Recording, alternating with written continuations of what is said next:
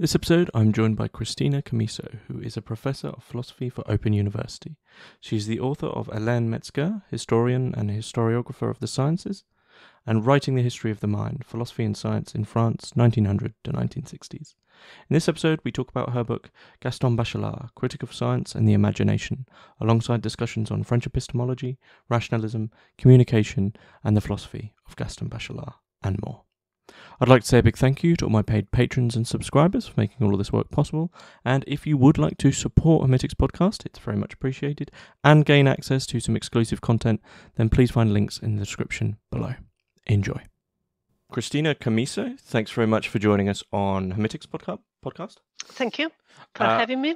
We are going to be discussing the work of Gaston Bachelard, primarily taking inspiration from your book, which was published in 2001 by Routledge, Gaston Bachelard, Critic of Science and the Imagination. So before we sort of jump in with the specifics of Bachelard's philosophy and your book, just tell us a little bit about yourself, what it is you do, and I know it's quite a while ago now, but how you first came across the work of Bachelard and why it interested you so much to follow it all this time. Yes. Well, this book, Gaston Bachelard, Critic of Science and the Imagination, is actually based on my PhD dissertation in Cambridge in the Department of History and Philosophy of Science. And at the time, I think, if I remember correctly, my general project was to examine models of history of science that entail discontinuities. And I started reading Bachelard, and I thought it was so interesting that I stopped there. And I did the whole dissertation on Bachelard, and then I wrote it as a book during a postdoc in Berlin, actually, at the Max Planck. And so that's how it came about. And since then, I've worked on basically French philosophy of science, mostly in the 20th century, some allied disciplines as well. And after going to the United States in Cambridge, Massachusetts for 1 year, again at another postdoc, I'm now at the Open University. I'm a professor of philosophy there. Okay, that's great. Yeah, it's all very sort of concise. I'm sure we'll get into the book very swiftly. But before we do so, I need to ask you the Hermitix question. You can place 3 thinkers, living or dead, into a room and listen in on the conversation. Who do you pick? And of course, we're talking about a specific thinker, Bachelard, so we can include Bachelard and add 3 more. Okay. What do I choose? Who do I choose? I think I will choose dead thinkers, but of a bit different periods, slightly different periods. I think 2 of them are almost contemporaries of Bachelard. These are Hélène Metzger and Karl Popper. And a more recent thinker, who's the sociologist Pierre Bourdieu. And, well, I'll tell you in a minute now why I chose these people. So Hélène Metzger maybe is the least known of these 3 people, I assume. She was a historian of chemistry and a philosopher of science, and as I said, was roughly Bachelard's contemporary, although she was present in the Parisian milieu of historians and philosophers of science earlier than Bachelard, as she died much earlier. She died in 1944 at Auschwitz, actually. I've recently wrote a book on her, so I'm still thinking quite a bit about her. And I think what I like them to discuss, Bachelard and Metzger, is the rationality of early modern natural philosophy and alchemy, because Bachelard used and cited Metzger's histories of early modern chemistry and crystallography, but he also acknowledged that he saw less rationality than she did in the early modern study of nature. She also reviewed his books, and although her review were mostly positive, she also said in a polite manner that Bachelard used historical examples instrumentally to fit his own philosophy. So I would like them to discuss the rationality of early modern, or let's say, of the study of nature before modern science, but also the role of emotions in science. Because, of course, they had quite different positions on that. Bachelard thought that emotions were actually epistemological obstacles to be conquered, whereas Metzger recognized that they play different roles, which can be negative, but they can also be positive. And in any case, they cannot or should not be fully eliminated from science. So it would be very interesting, I think, for me to listen in to a full conversation about the rationality of science and the role of emotions in science. So the second person I was thinking of is Karl Popper. Again, almost contemporary. Bachelard was about, I think, 20 years maybe older than Popper. But Bachelard, I don't know if he's well known, but he started his philosophical career relatively late in life. Because before that, he was working for the post office. He got a degree in science. He taught in secondary schools. He taught chemistry and physics in secondary school. So they arrived at the philosophy PhD both in the late 20s. Of course, Popper had a tremendous impact on Anglo-American philosophy of science.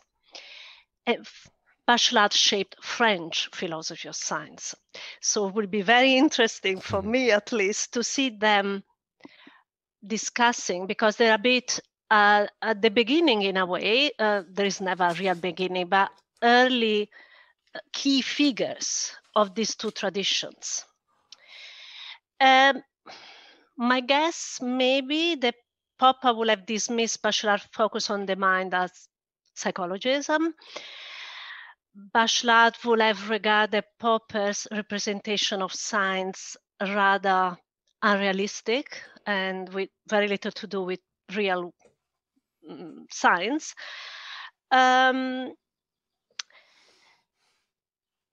Also, of course, Popper only focused on modern science, while Bachelard reflected on the history of science. That's very much part of this French tradition in philosophy of science, or part of the French tradition in philosophy of science that we call historical epistemology.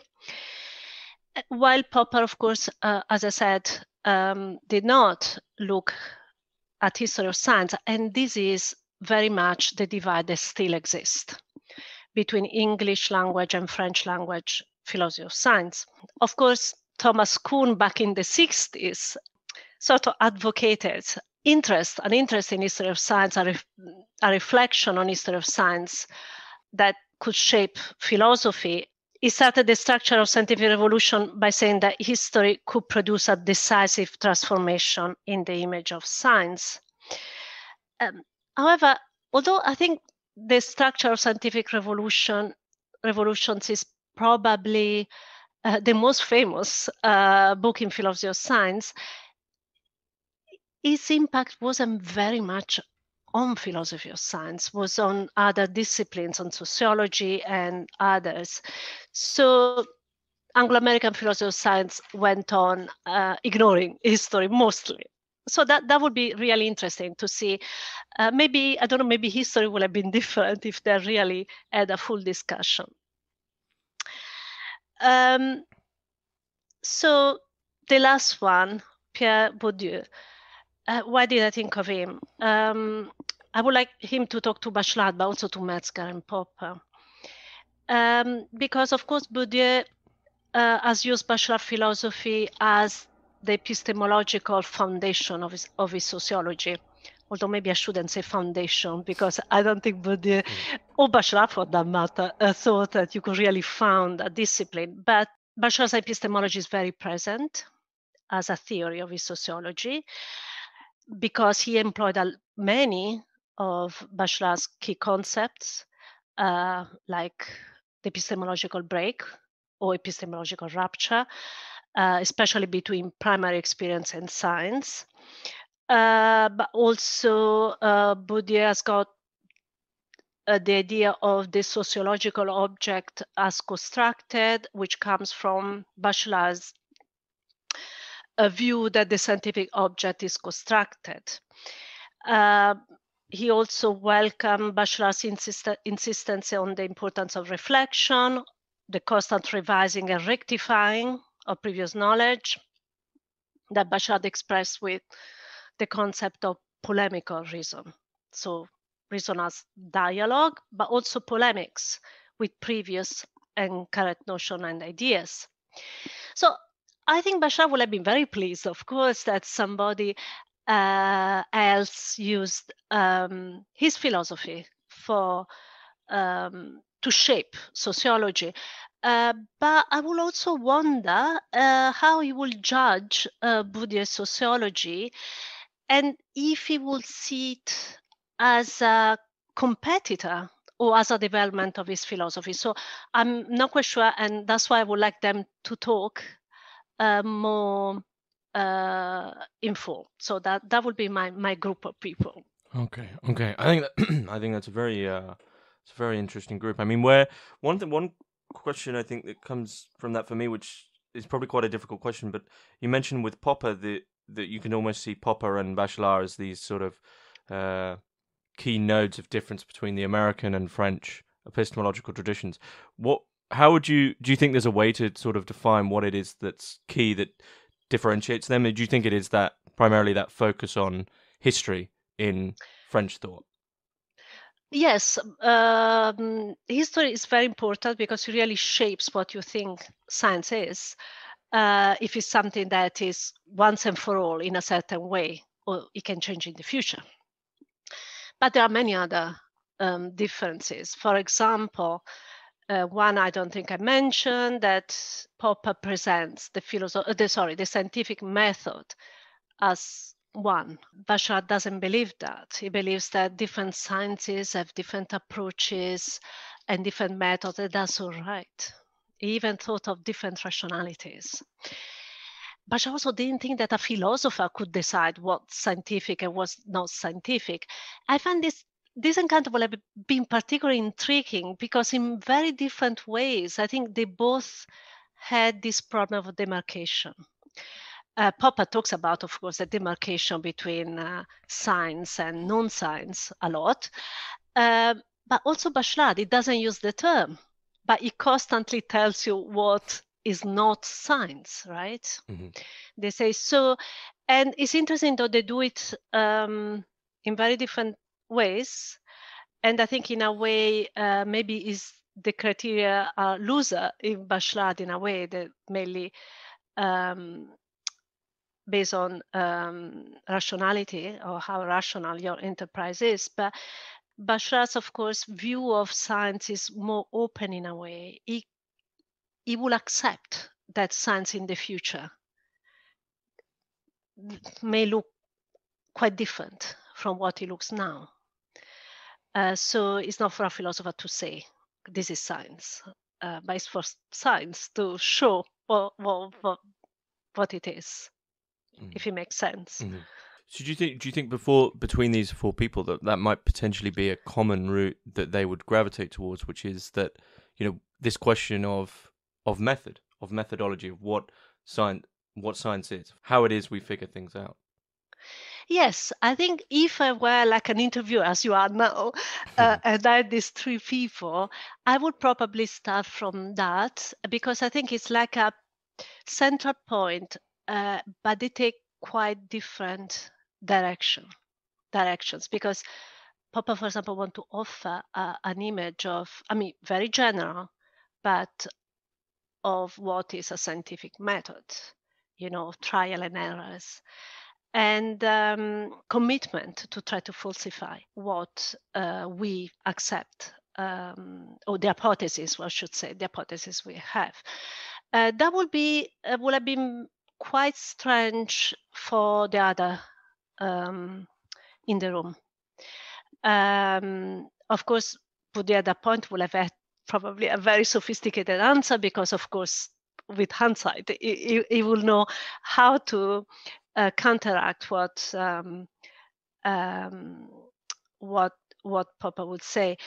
But the other two, Bachelard and Metzger, will also have quite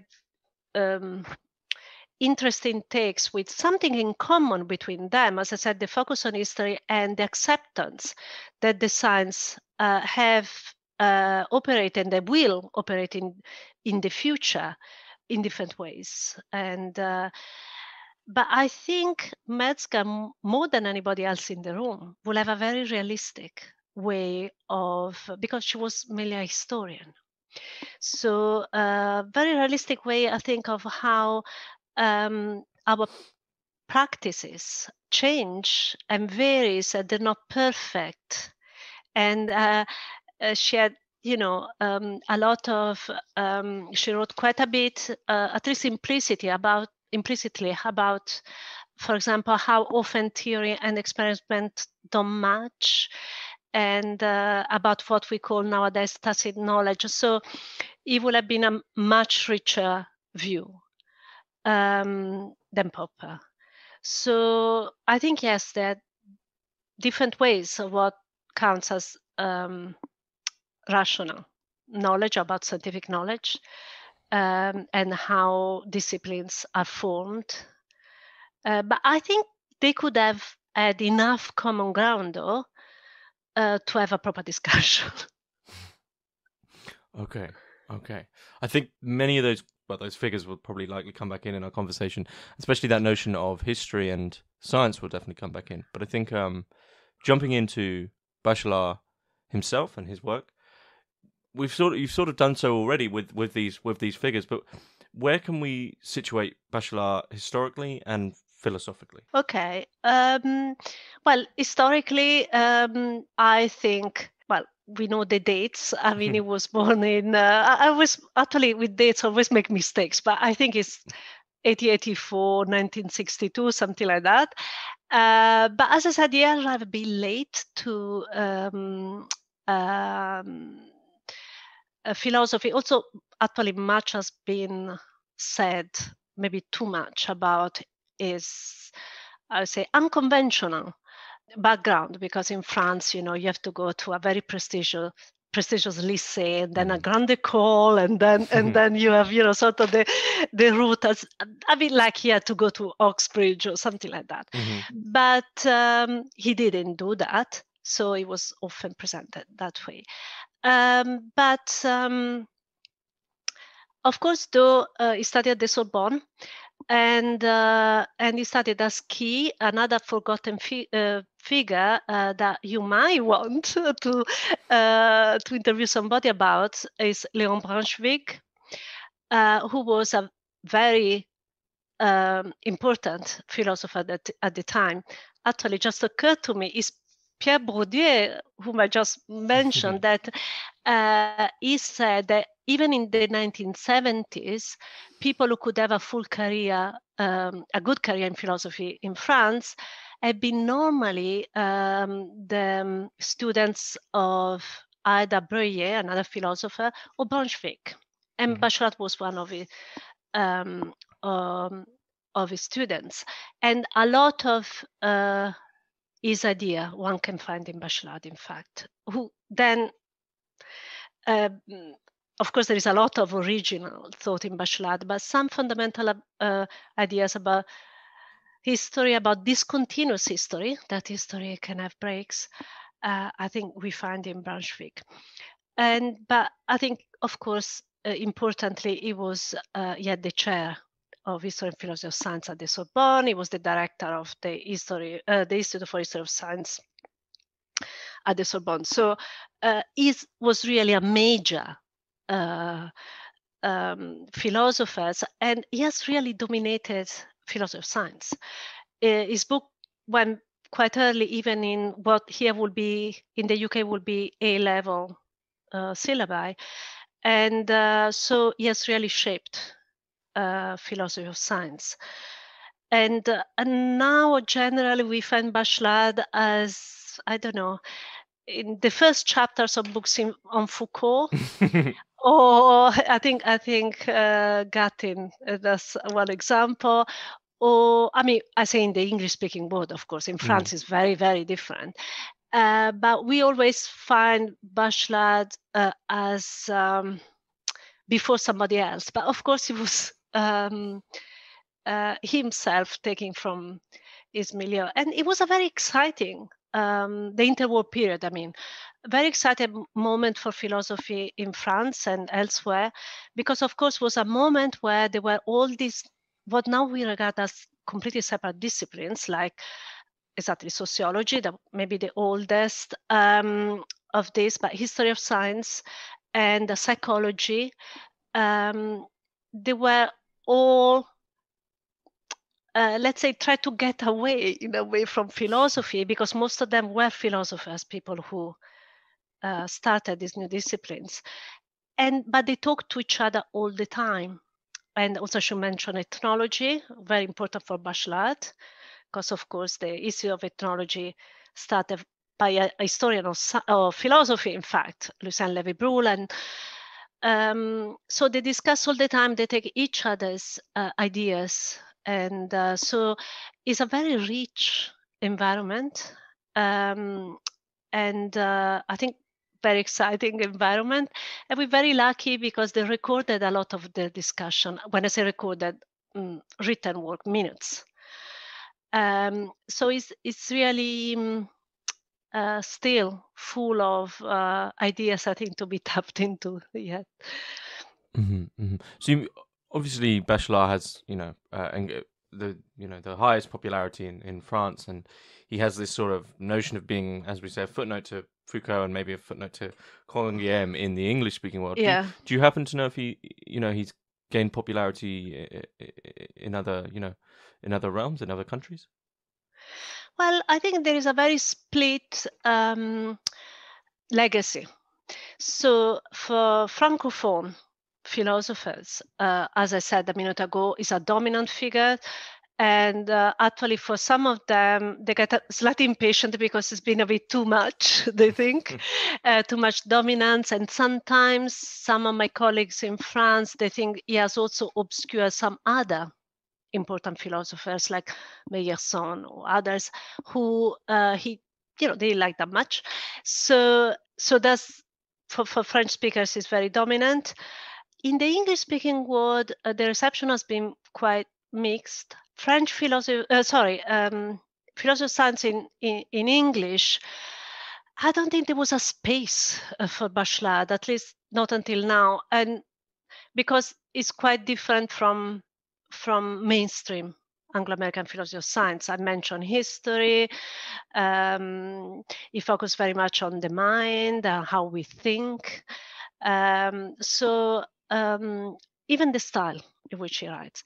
On the other hand, he could even be fitted very well into what in the United States and United Kingdom is called continental philosophy, because continental philosophy in those countries is not philosophy of science. is different. For example, from the same period, almost existentialism could be received, but less this type of philosophy of science.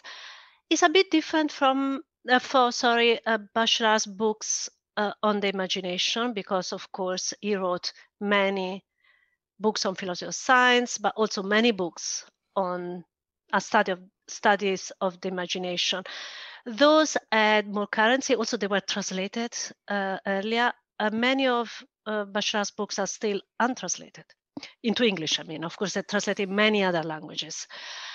And so those ones had more, greater impact, but not often on philosophy. I find a lot on literary criticism.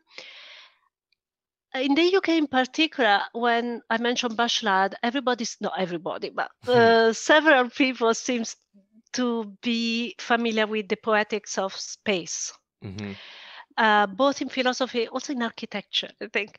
So, but of course, it's quite different from his philosophy of science. So actually, I was at a seminar not long ago. I was giving a paper, and a colleague was a bit confused because I think she thought Bachelard was basically the author of the Poetics of Space. And I was talking about issues and problems that didn't fit with her image. Mm-hmm. And that's basically understandable.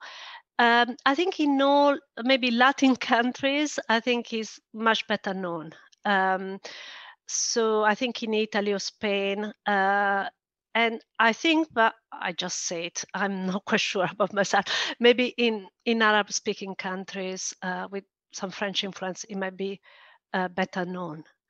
But I don't have a full, in Germany as well. And by the way, I should mention that, of course, I think I already used the expression historical epistemology to mean the French tradition in the philosophy of science. But of course, there is a new take on historical epistemology, especially by historians of science, seen as historical concepts, and yet is centered actually where I had my postdoc in Berlin with people like Lauren Daston or Hans-Jörg Reinberger, and they explicitly look back at Bachelard and Conguillem. And when I say Berlin, because that was a bit of center, but of course, Lauren Daston was coming from Chicago at the time. So it's both American and German. And of course, the institute was very international. So yeah, that's, I think, the legacies that come to mind.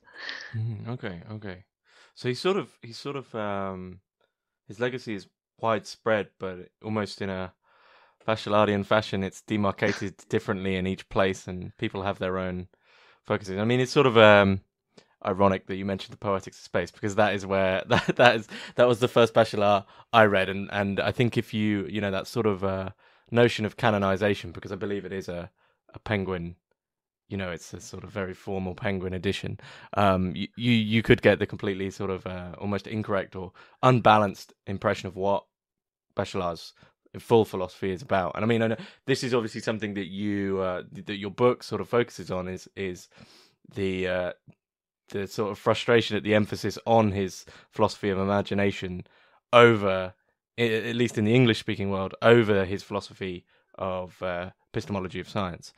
Yeah. But you know, just moving into the book, I mean, I made it sort of clear to write this down because it's just an absolutely beautiful intro to Bachelard in your book, and a sort of a very beautiful way of beginning the discussion in your book is how you construct this image of Bachelard, and you begin from the beard, and it's quite humorous, it's quite poetic, and it's very I don't know. It sounds a bit lame to say it like this, but it's just a really nice way of introducing Bachelard himself. So I mean, I understand it's quite a while ago now, but why did you choose to construct Bachelard from his beard up, so to speak? And do you think there's an importance in doing this, in sort of deconstructing his image? No, thank you for saying that. No, it is really pleasing. It was, first of all, it was a lot of fun. But of course, it's not just fun. I had serious reasons, as you suggest. I think there is a general one and a specific one. So, but in general, I think I really believed that we should look at philosophy for what it is, what I think it is. So I think philosophy is sort of bodies of knowledge produced and received by people in different ways, in different historical and cultural settings. It's not, I don't believe in sort of philosophia perennis. I think it's really historically and culturally different. So in this, at least the reception of philosophy, I don't think it's unaffected by the personality, even the body of the philosopher. I mean, of course, the philosopher is largely represented as white, as male. And of course, what's more male than a beard, of course. But also, I had also specific reasons to start from the beard. I think it was maybe at first was almost casual encounter, but it was very strange to see how many people actually discuss Bachelard's beards, their poems talking about his beard. So, it's a bit, I don't know, a bit strange. So I noticed how his beard and also his body in general sort of got merged with other representation of the sage and the philosopher, basically from antiquity to our days. I think he took part in this construction a bit because, for example, if you look at some of his photographs, he often is in the pose of the thinker with, his hand on his chin. And of course, he knew about it. He talks about this pose as the pose of the thinker in the psychoanalysis of fire. So I think he was rather conscious. So I think his body had an impact on the reception of his philosophy, especially his philosophy of the imagination, I would say, more than his philosophy of science. But, it's the patriarch, it's the thinker, it's the sage. And I thought was important that we also understand how ideas are received. And I don't think bodies are inconsequential in that, because philosophers tend not to talk, since Descartes basically, to talk very little about bodies, but they have a role to play. So that was my reason. Okay. I mean, yeah, I think that's I sort of wholeheartedly agree with you. I mean, I always was sort of almost disgusted by Heidegger's comment, about the famous comment about Aristotle. He was born, he worked, he died. I just think it's an absolute travesty to not factor in the biography of a philosopher. It's always going to influence the work and be important in some respects, and I just think it's an oversight to to avoid it. So you have my sympathies there. But leading, I mean, this is clearly one of the biggest questions for you, and sort of one of the biggest tangents of the book is, why you mentioned that the image of Bachelard is reflective primarily of his philosophy of imagination. He's sort of, I guess, playing around with the ideas that he's playing around there with his own image, this idea of the thinker. But I mean, why do you think it is that side of his work has been the predominant focus, and the philosophy of science is often overlooked? Well, I think it is, as I was saying earlier, basically, it's his philosophy of science. I mean, as I said, in the English-speaking world, because that's not true in France, I think it was a bad fit with mainstream philosophy of science here that will come rather from maybe, let's say, more Vienna Circle, and is more to focus on logic, and it just Bachelard's philosophy could get quite dismissed. So I think we should go back to it, and it's a pity that has been overlooked. And for example, I mentioned Kuhn.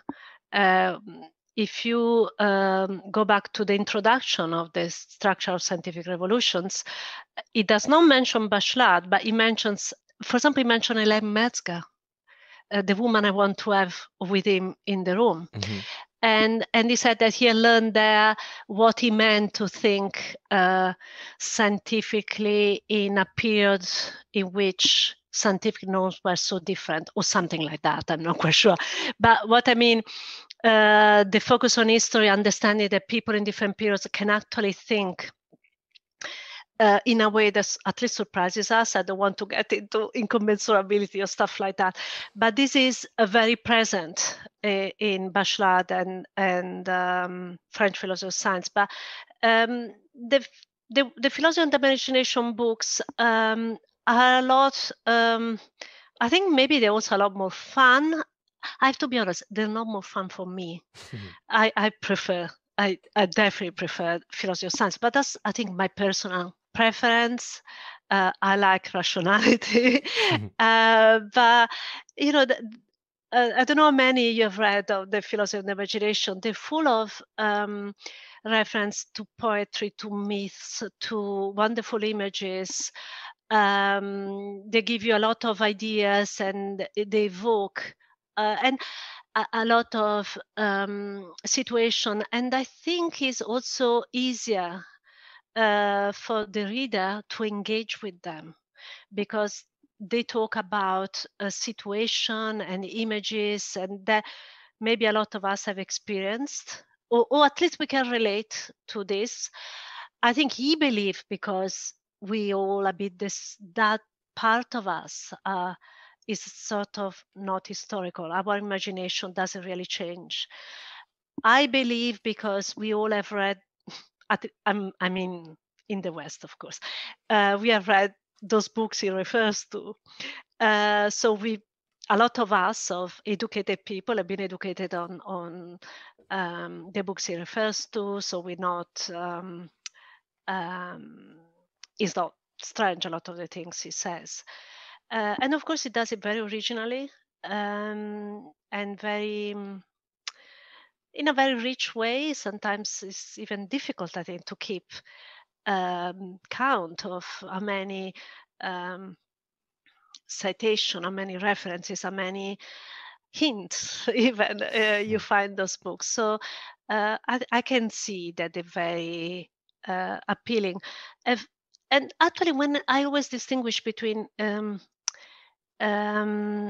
English and French, I think it's not even correct completely. For example, I was noticing, I don't know why, only recently, that Simone de Beauvoir in The Second Sex, she cites Bachelard, but it's always his books on the earth and maybe water and dreams, I think, but always books on the imagination.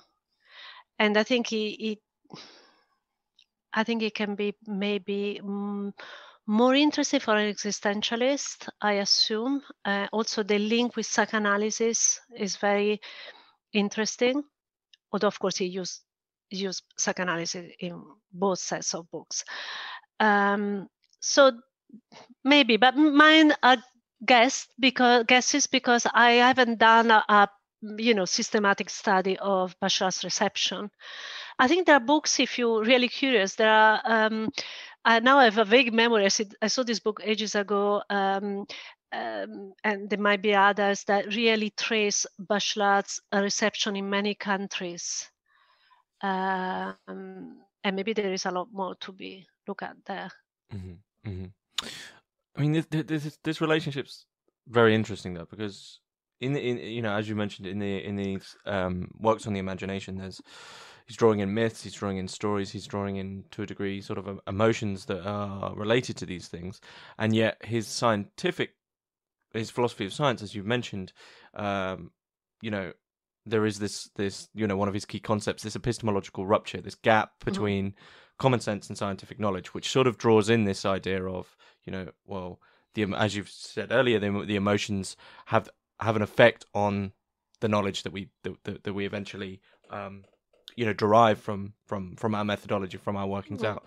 And I think my question sort of takes a couple of tangents, I guess, here. But I mean, one thing that in reading your book was, I almost saw this as could this gap be applied to what used to be known as natural science, this science which was more all-encompassing, which included even these imaginative forms of being, such as like otherworldly things and paranormal and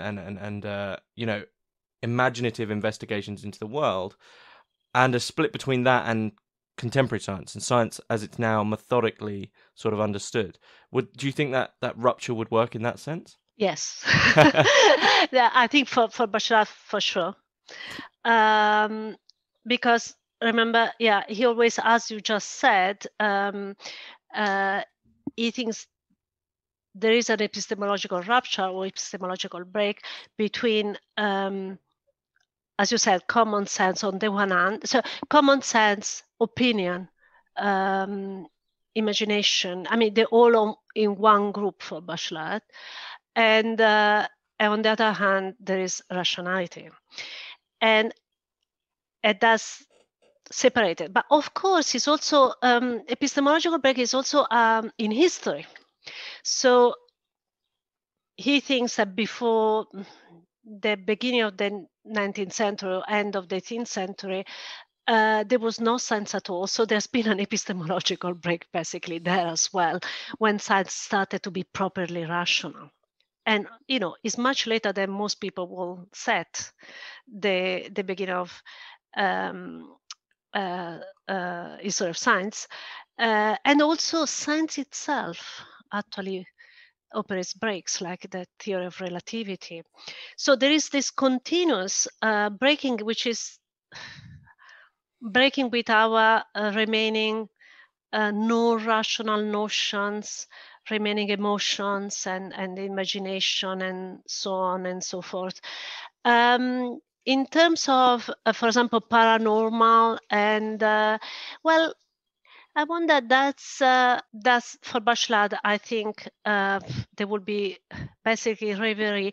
He actually talks about it. Sorry, I just stopped because it just occurred to me that when he talks about electricity, he talks about Mesmer, of course, because the idea of electricity and the idea of either telepathy or communication, extra language communication, even with the dead, for example, in a period seems to be connected, because since it wasn't clear how electricity worked. And for Bachelard, that's precisely when you start thinking that way, you think in an imaginative way, and for him it's not science. So you have to do a lot of work to realize that that's maybe wish fulfillment, what you want things to be, or how you think the beautiful, for example. We have these desires. For example, one thing that is, I think, quite clever, that even philosophers of science think that simplicity is a value in science. And Bashar says, why is it? Just because it pleases us, we like simple things. But that doesn't mean that they're more true than complex things. I mean, so yes, I think, yes, there would be, in short, there'd certainly be an epistemological rupture for Bachelard there, yes. Okay. I mean, you touched on a term there which I think needs to be like unfolded for a discussion on Bachelard, which is rationality and irrationality, which seem to mean potentially different things to how we'd understand them now. Would I be right in saying that?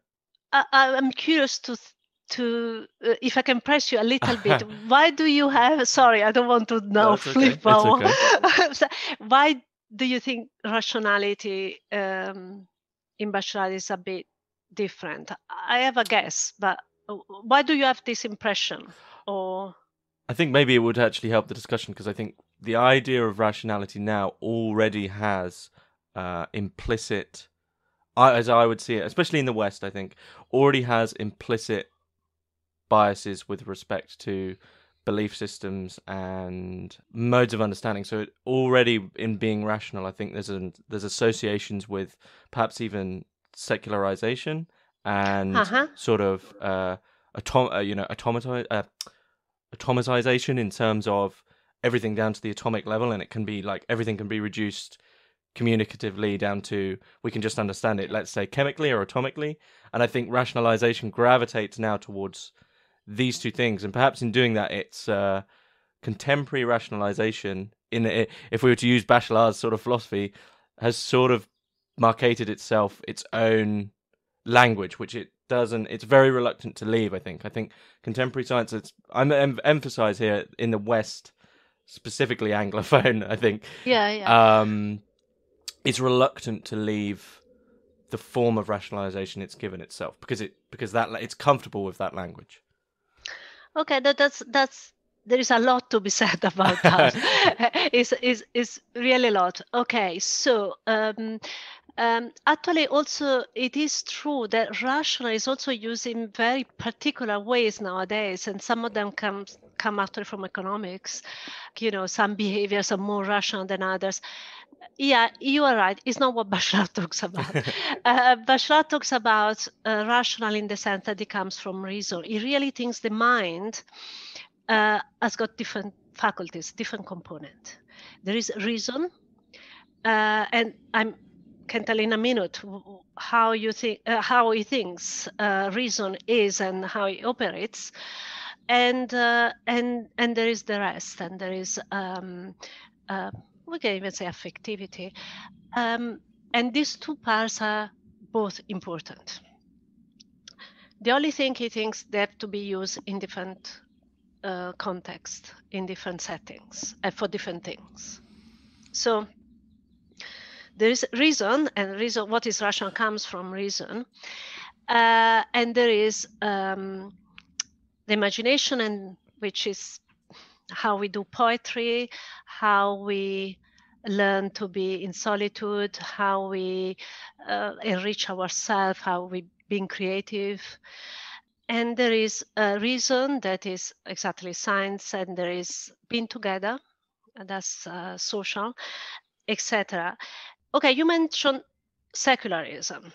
I wanted to have though one point here, because Bashar doesn't talk about that very much, but at least the way I read him, his roots are really in a tradition that did link rationality and secularism.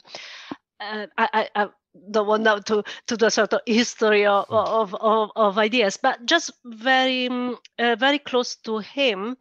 I think his roots are really in the Third Republic,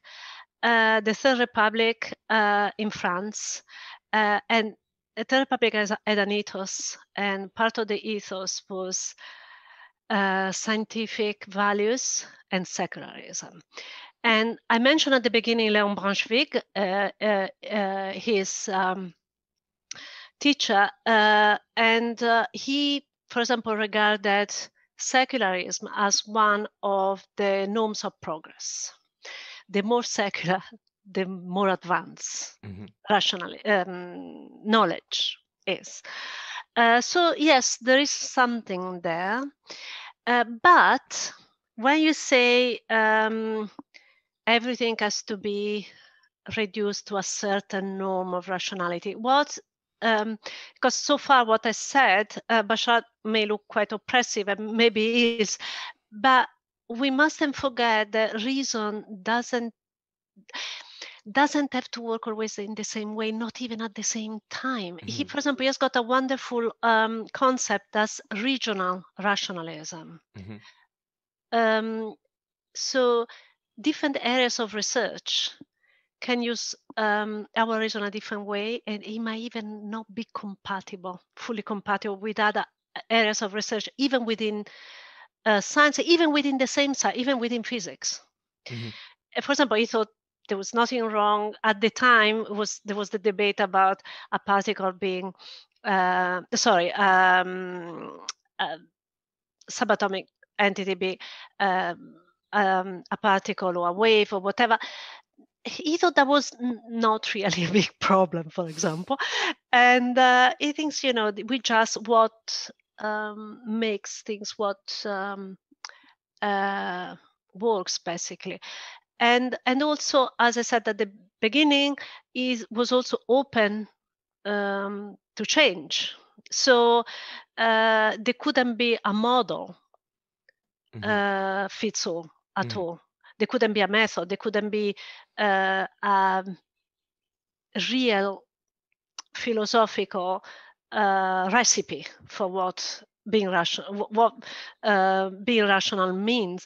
The yardsticks are basically the sciences for him, but of course he also has got a rather idealized way, image of the sciences, because what he really liked about the sciences, how he saw them, is that it's always discursive knowledge that you always check your beliefs. there is always discussions, there is always revision, rectifications. As you see, it's a process. It goes on. It's never one truth once and for all that nobody can attack.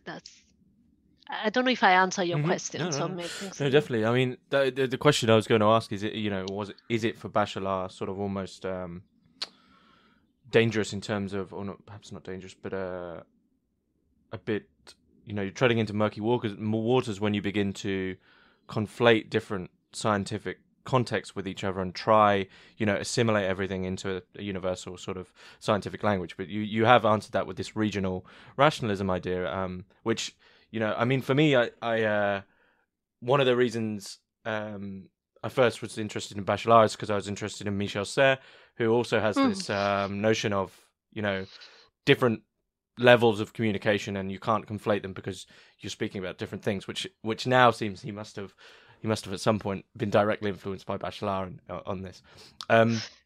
Yeah, I'm smiling very much. I don't know if I can say that, because Michel Serres, of course, for me, is very hard, if we talk about Bachelard, not to think of his article. I think it was published though long ago, maybe 1970, something like that. Don't know if you read it. Basically, what he does in this article is a lot of fun. He presents Bachelard's epistemological obstacles, of which maybe a bit later, as the 7 capital sins. It's just because accusing Bachelard to be very moralistic, and maybe he had a point there.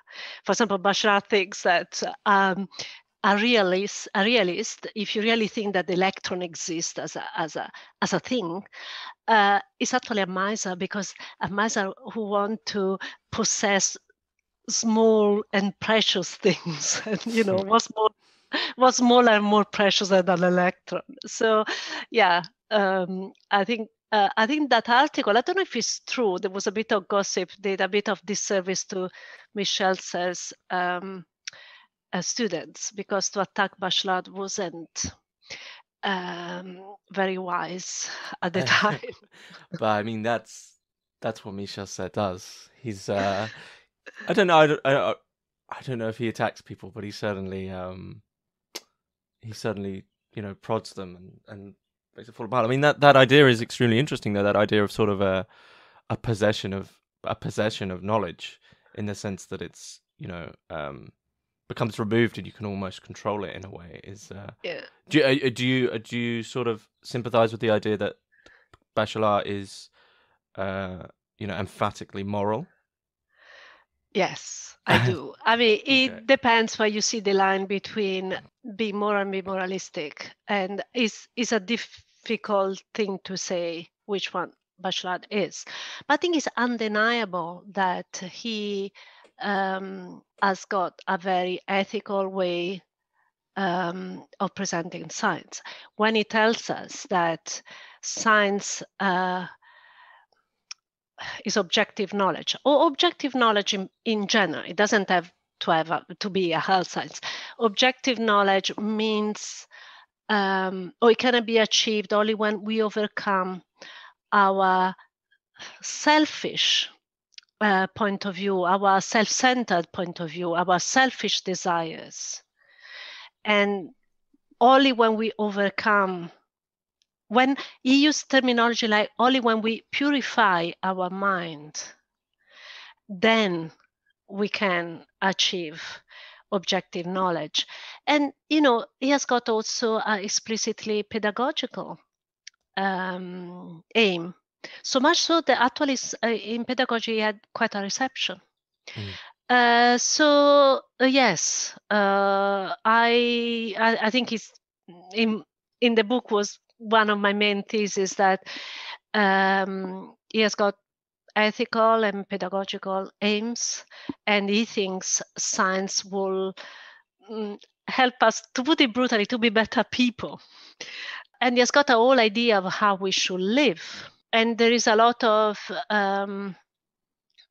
for example, counterposing for unfair social relationships that he thought took place in the past, that he thought they could be overcome taking as a model the sciences. For example, there is an example which he uses, which is quite fun. He presents alchemy and modern science and to show us how different they are, but not so much how they proceed in terms of methods and experiments, of course, but the social relationships. So he tells you, well, if a young person wanted to study to be an alchemist, he will go and live with an alchemist, and he will be at his home. So the alchemist will have full authority on him, and so he will have to accept what the alchemist says without challenging anything, and then also Bachelard presents alchemy as a sort of very self-centered wish fulfillment of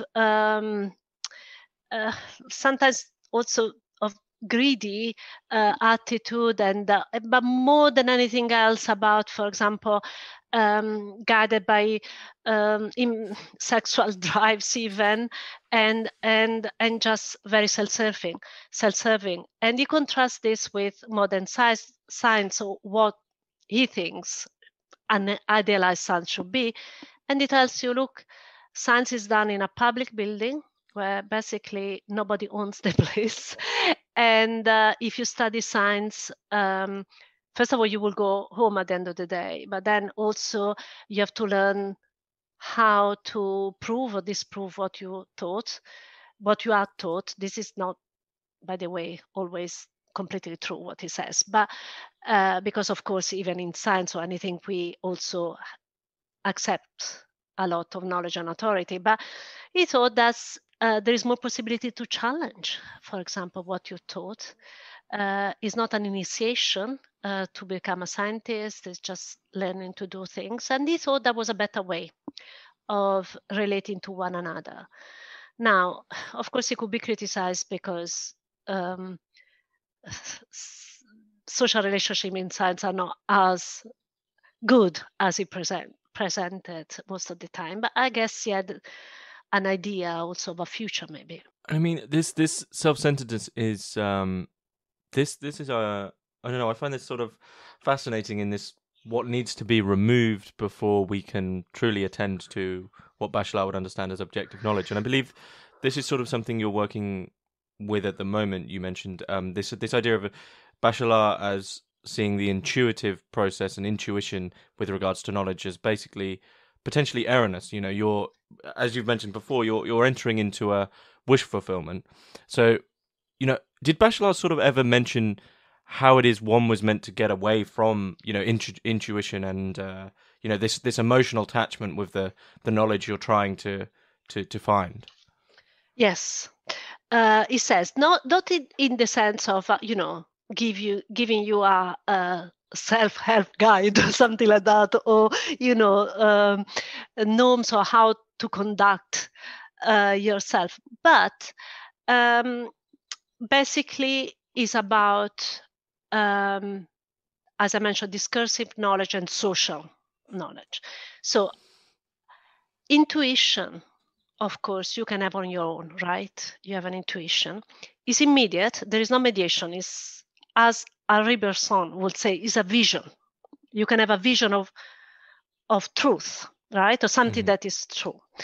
And actually, he attacked Bergson quite regularly on this. Actually, there are 2 books against him and more in other books. So at the time, there was Bergson, for example, saying, look, philosophy is different because unlike the sciences, you can access truth in an immediate way, intuitively. Bachelard thinks this is just not true, in the sense that, of course, we have intuitions. We have intuition and they're generally wrong. Not only because they're generally moved by our desires, not by anything. We want to see things in a certain way because we like them to be in a certain way, because we have a poetic relationship with nature, for example. There is nothing wrong with that. It's beautiful, Bachelard thinks. That's fantastic. But that doesn't mean that you really can base any objective knowledge on that. This is your subjectivity. That's not objective. That's your subjectivity. And you must understand this is your creativity, your poetry, your reverie, and this is fine. But how do you get away with that? Because that's the most natural approach to nature for Bachelard. That's what we normally do. Because we have all these desires inside one. So first of all, is the first step is, of course, self-reflexivity, and also reflect on why do you believe so, and try to find criticism of your own ideas. But also you have to find evidence for what you say. You have to, maybe if you're a scientist, you can experiment. If you're not a scientist, you find counter arguments and evidence. But crucially, you need other people. You cannot have objective knowledge on your own. It makes no sense. And other people will have a different point of view from you, and they will challenge what you say. He often said that he wanted to go against what he called architectonic knowledge, like Kant, the building of a system, let's say. That's like architecture, right? And he wanted polemical knowledge. Polemical, not, I hope, in a bad sense, but in a sense that you have to challenge other people's point of view. And only through this work of challenging views, or if you offer a scientist to find, but to construct different experiments, but if you're not a scientist, to find different pieces of evidence, to find basically how other people think. So that's why also he likes science, and why science becomes something important for our life, because it's a way of being together in he thought equitable way, in a way that everybody should have a voice to tell other people that what they say is not true. But of course, that should be grounded on reason, not just attacking each other as it seems now, especially on social media. It's just attacking means nothing. You know what I mean? It has to be not attacking another person, but to attack a problem, if you want, if you know what I mean. Okay. I mean, one thing that's interesting there is in that removal of the subjective to get to the objective, and the removal of multiple subjectives, working together to sort of counteract each other's wish fulfillment, each other's biases towards, the knowledge at hand, so to speak. Is that, in what sense can that be understood in relation to Bachelard's elevation of reverie and contemplation? Right? Because you could be mistaken in seeing those two things as sort of a very personal, subjective way of contemplating and just sort of pondering on something. In what sense does he elevate these to become something far more mature? Well, as I said, he has got a sort of philosophical anthropology. Now I think I repeated a few times that he thinks we have this he calls it primitive part in ourselves, and when he used the term primitive, taken by the ethnology of the time, especially Lucien Levy-Bruhl, I think I mentioned it maybe a moment ago, is that he was talking about primitive mentality, a very controversial concept, because Levy-Bruhl applied it to, Aboriginal people in Australia or natives in the Americas. But Bachelard thinks this primitive part of ourself is always there with us, and doesn't have a history really, in the sense that it's similar in people who lived centuries ago and now, and at the bottom is also similar in most human beings. Human beings. But the rational part is different. The reason as a history. Actually, sorry, just incidentally, my second book is entitled Writing the History of the Mind. It's not only about Bachelard, but about a bunch of philosophers at the time. And that's what they wanted to do. They wanted to record how the rational part of the mind evolved, but not the primitive part. So we have this primitive part that it cannot be forgotten. So because I talked now a bit about how to overcome and purify our mind, this is all very good, but it's not the whole story. That's only when we're engaged in obtaining objective knowledge. A full human being cannot only be that. So there is this, it talks about a rhythm of life. There is a rhythm in our life which would be to alternate work, rationality, and sociability, and on the one hand, there's solitude, reverie, poetic engagement with the world. And he thought that was also a very important part of our life. And that's why I think he wrote so much also about it. Actually, he had a sort of pedagogy of that too. For example, especially in his book on Lautréamont, the poet, he talks about removing aggression from our poetic self and encounters with the world. Actually wanted to relocate aggression to objective knowledge. So aggression is not against other people, but it's against, let's say, a problem. But so he thinks that in order to have a complete life, you should have both. He talked about the nocturnal man and the diurnal man. The nocturnal man is the man. They're always men. I say man because it says man. Anyway, that's also the language of the time.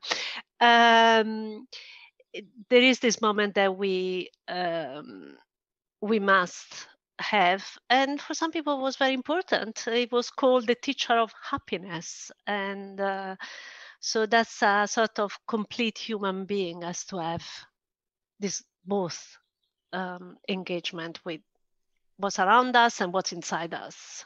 I have one sort of I guess it's sort of probably quite a tricky question. Is even though Bachelard isn't, you know, systematic in that sort of Kantian sense of developing this overarching system, which I don't think he ever could be, because that would sort of negate all the work in terms of, you know, demarcation and having this constantly changing scientific thing as opposed to some universal method.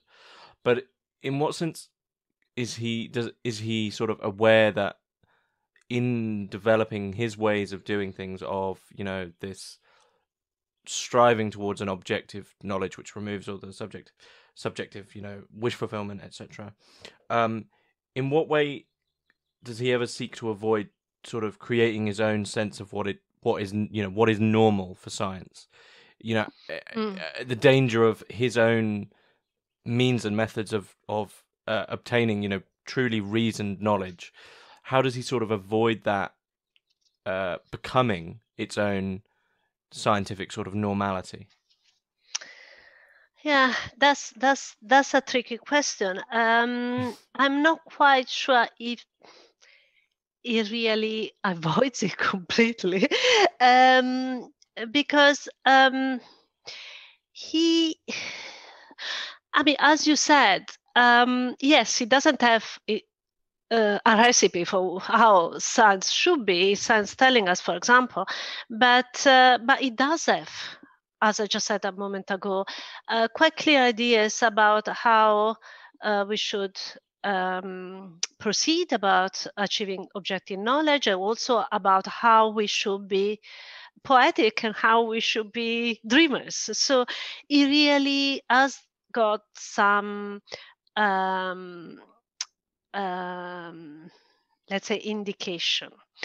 For example, because you mentioned normality, that would be I think would be quite different from what Canguilhem at the end thinks normality is, because in Canguilhem, normality at the end of the day can be judged only on the individual, what is normal for an individual. Bachelard doesn't think that. I think these are what he says is true for everybody. So one could see a bit of normalization in a Foucauldian sense there. And it's not that he gives rules of bodily discipline, so not even of as we said now many times, of methods, but he does have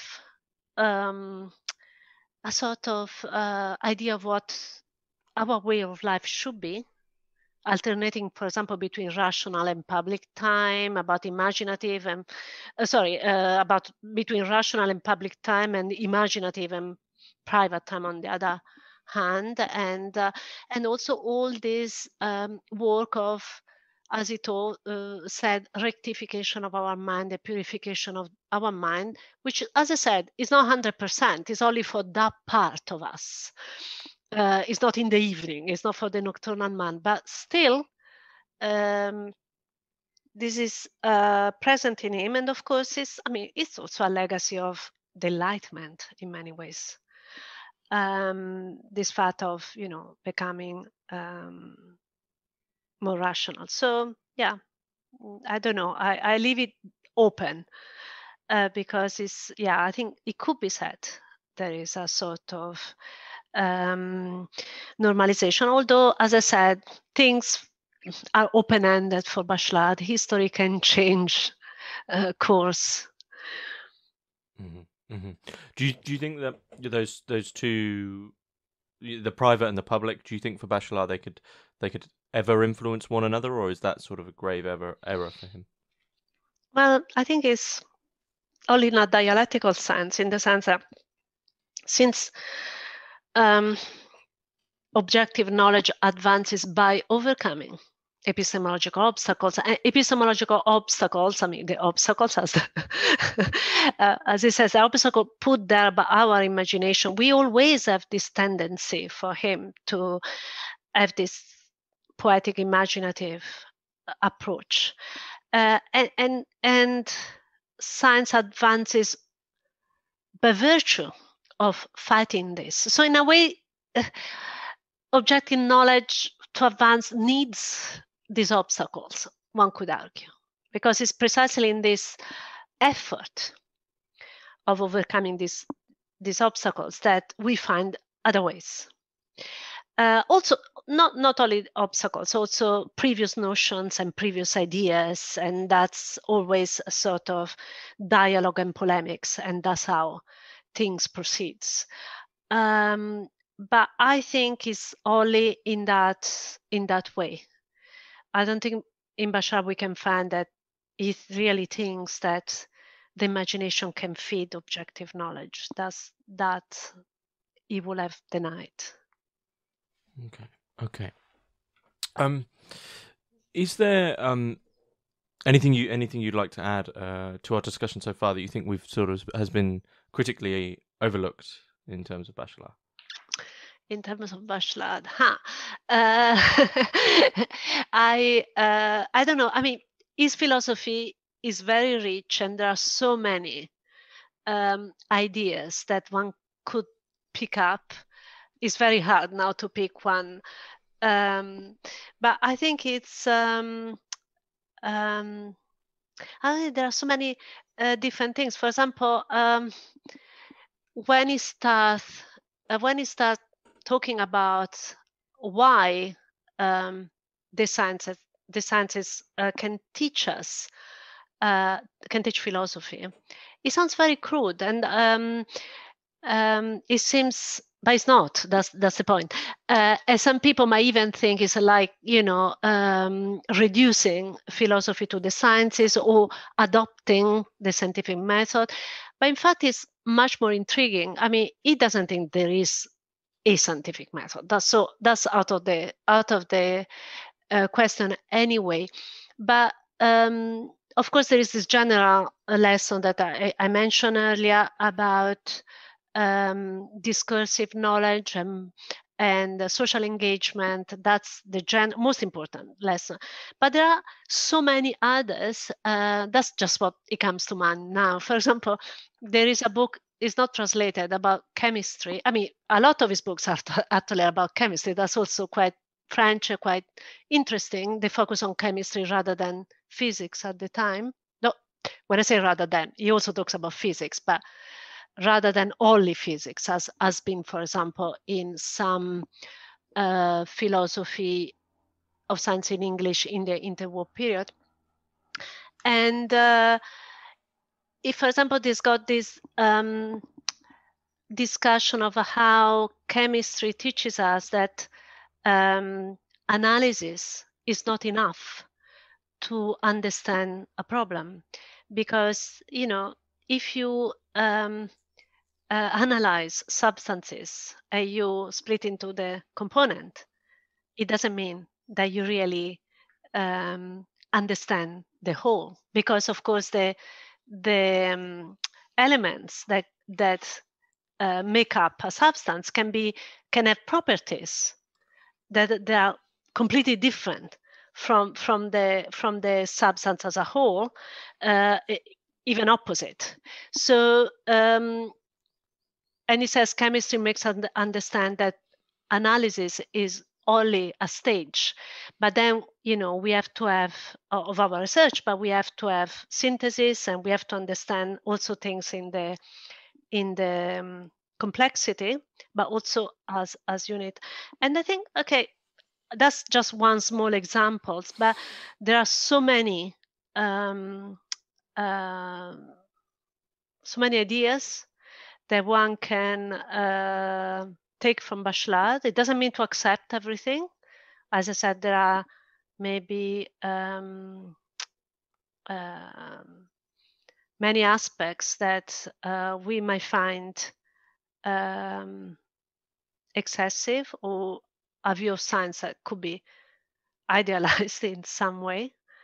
But also sort of freeing, because it's, as I said, open-ended. There are many different ways of knowing the world. There isn't one. So that's very rich and interesting. And it's a lot of fun to read Bachelard as well, because it's full of not just examples, but full of references, full of images, even in the philosophy of science books. And so I will encourage people actually to read Bachelard directly, and I think for publisher to translate his remaining books. And when I say a lot of stories, because, for example, when the formation of the scientific mind that has been translated, or atomistic intuition has been translated, since he talks about the erroneous way of going about knowing things that for him took place in the past, is full of really nice recounts of not just past study of nature, but also and alchemy, but also myths and psychoanalytical ideas about objects. And so it's a lot of fun. Of course, how he used these examples can be discussed, and Hélène Metzger discussed it, saying, well, that's very self-serving because he picks the right examples. But as I said, I think best thing is to read him, and I think a lot of people will find different interesting ideas in Bachelard, I think. Mm-hmm, mm-hmm. Where would you advise people to begin with Bachelard? Well, very much, I think, is what they're interested in. I mean, if they're interested in the philosophy of science, I think the formation of the scientific mind is not difficult, and since he talks about the epistemological obstacles, is quite fundamental. But also the new scientific spirit is actually probably even easier. But a lot of them are very interesting. And for example, also atomistic intuition that I mentioned before. I'm sorry that, for example, the coherent pluralism of modern chemistry, which is heavier, I admit that, or the rational activity of contemporary physics are not translated, or rational materialism. But these books are maybe less appealing to a general public. I'm not sure. But I think the formation and the new scientific spirit, I think, and of course the psychoanalysis of fire, because the psychoanalysis of fire actually maybe is the best, because it will appeal both to people interested in the imagination and to people interested in the philosophy of science, because in that book on this strange use of psychoanalysis that he makes, he in the book still he says he wants to cure the mind of his happy illusions. So it's about illusion, happy illusions. We like to think of all these images of fire in a very fun way, but they are wrong basically. But then the whole book is about myths about the fire, and there's got also the Hölderlin complex of Empedocles complex of Empedocles throwing himself in the volcano. So it's a short book. So yes, I recommend the psychoanalysis of fire. Okay. So 2019, you recently finished your book on Hélène Metzger, who we've sort of mentioned. Are you working on anything else at the moment, or are you taking a break? Never a break. So what I'm working at the time? Well, I'm writing something about actually intuition in Bachelard and Popper, and I'm also thinking a bit about Canguilhem, writing something I've already written in the past about Canguilhem and the concept of milieu, things like that. What else? Well, that's almost written, but something on historical epistemology should come out in, I think, the Oxford Handbook of Modern French Philosophy. And also a little bit of Metzger again with Nick Chardin. We have translated one of her papers and done a commentaries coming out there. So those, and also I have other ideas that at the moment I don't want to discuss because they're very, really very, very early stages. But yes, I'm working on 2 or 3 things at the moment. Okay. Sounds very, very intriguing. That seems to be a good place to finish up. But I would love to speak to you about your book on Hélène Metzger, if that's something you'd like to do. Oh, that would be great. Yes. But yeah, Cristina Chimisso, thanks very much. Thank you.